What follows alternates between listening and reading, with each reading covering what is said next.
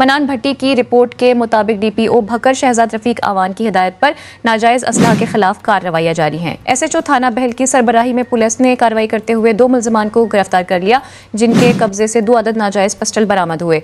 Police ने मुल्जमान के खिलाफ मुकदमा दर्ज करके तफ्तीश शुरू कर दी है। डीपीओ के मुताबिक जिला भर में असलाह के खिलाफ बला तफरीक कार्रवाइयां जारी रहेंगी और कानून की खिलाफ वर्जी करने वालों के साथ सख्ती से निपटा जाएगा।